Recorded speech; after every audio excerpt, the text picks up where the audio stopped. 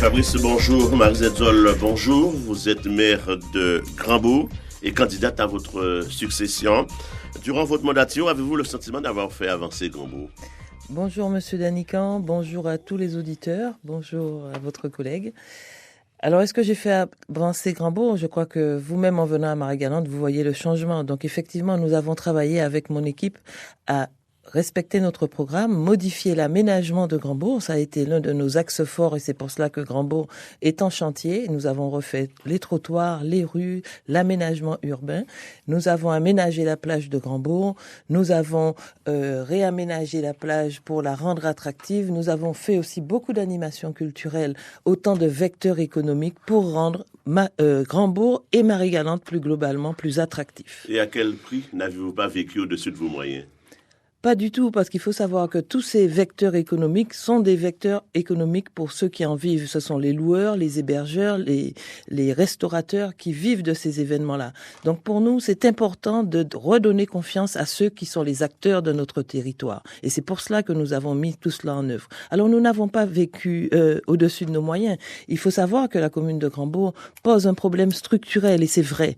Nous avons un budget, comme j'ai eu l'occasion de l'expliquer, de 16 millions d'euros, dont 9 millions d'euros dans le budget de fonctionnement. Ce budget de fonctionnement est grévé par une masse salariale importante. Cette masse salariale de 75%. Alors c'est vrai que ce n'est pas tolérable, mais nous avons à le supporter. En arrivant à la commune de Grandbourg, en 2014, nous avons été réélus après la première annulation en 2015. Nous avions une masse salariale de 203 agents. Ce n'est pas rien. Il a fallu mettre la carrière de tous ces agents à jour. Donc c'est vrai que c'est lourd à supporter et il reste, moyennant cela, très peu de marge de manœuvre. Nous nous sommes attelés à mettre la carrière des agents à jour et à réduire cette masse salariale. Aujourd'hui, nous en sommes à 176 agents.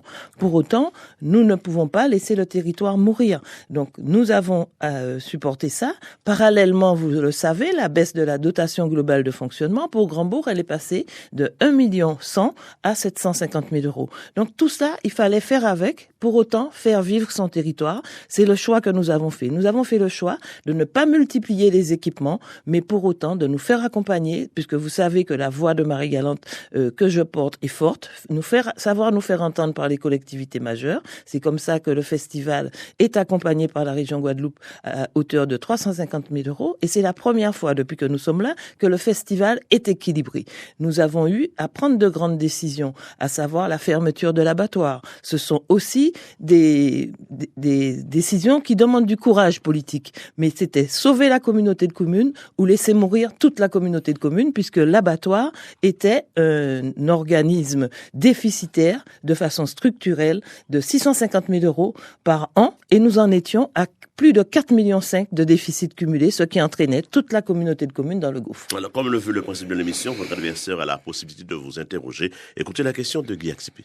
Vous avez toujours dit au conseil municipal et à la radio que le grand nombre d'employés communaux s'explique par la politique d'embauche de vos prédécesseurs pour des raisons sociales que vous compreniez. Or, la conclusion définitive de la Chambre régionale des comptes révèle qu'à partir de 2014, Mme Exol a employé plus de 113 agents municipaux sur les 170 existants. Nous aimerions qu'elle nous dise comment expliquer ce mensonge. Allez-y. Alors, Monsieur Danican, vous comprendrez aisément que si j'avais embauché 113 agents à la commune de Grandbourg, je n'aurais pas besoin de faire campagne aujourd'hui. C'est le peuple de Marie-Galante qui me déifierait. Il faut savoir que dans le décompte de la Chambre régionale des comptes, ils ont compté chaque contrat renouvelé comme étant une embauche nouvelle. Je n'ai pas fait d'embauche nouvelle à hauteur de 113 agents. Nous avons par contre intégré le personnel qui était en contrat depuis plus de 10 ans, plus de 13 ans. Et ce qui est... Le nombre, c'est combien? Ce sont ces 113 agents qui n'avaient pas de situation définitive et ça, c'est inacceptable. Est-ce qu'après 10 ans de service, de bons et loyaux services dans une collectivité, je devais renvoyer ces pères et mères de famille en leur disant « Merci pour toutes ces années de contrat, rentrez chez vous ». Ce n'est pas ma conception. Nous avons à respecter l'humain.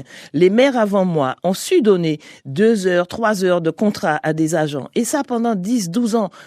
C'est simplement intolérable.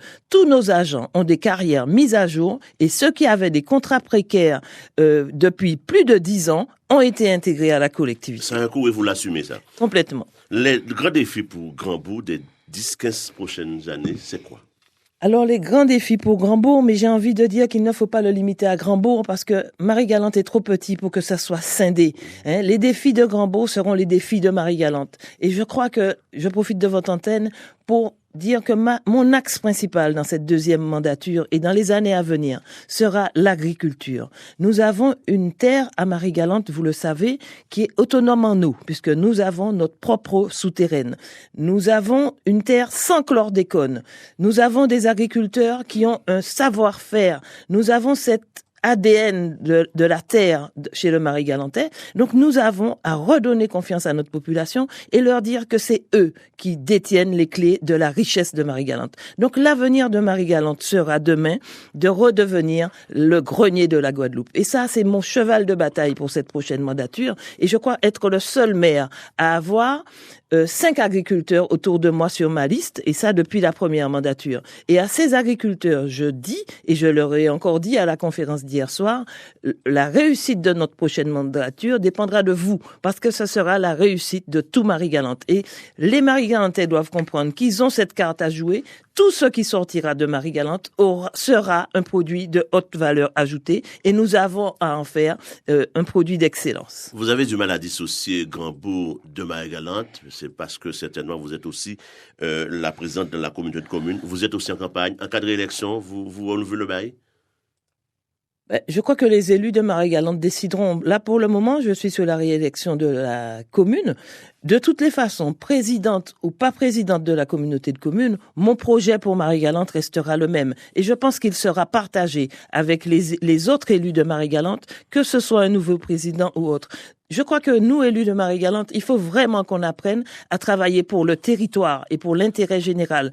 En tant que présidente ou pas présidente, je serai de toutes les façons à la communauté de communes. De toute façon, le Grand-Bourg a une position hégémonique, on va son mot à dire, de toute évidence. Mais, en tout cas, je crois que tous les élus de Marie-Galante veulent le bien de Marie-Galante. Et je crois que ça, avec le recul et avec mon expérience après mes 59 ans de vie, j'ai compris une chose, c'est comme les médecins. Aucun médecin ne fait mal exprès. On peut se tromper, mais on ne le fait pas volontairement. C'est pareil pour un homme politique qui s'engage, parce que ça demande un sacrifice si important que s'il en est là, s'il sacrifie sa famille, il sacrifie sa personne pour être au service de l'intérêt général, c'est pas pour un poste de président. Vous savez mes nombreuses occupations, ce n'est vraiment pas pour un titre. Donc, quelle que soit ma place sur l'échiquier politique Marie-Galantais, je continuerai à travailler pour l'intérêt des Marie-Galantais. Et vous l'avez prouvé ce matin, prenez le canot pour venir ici à notre studio.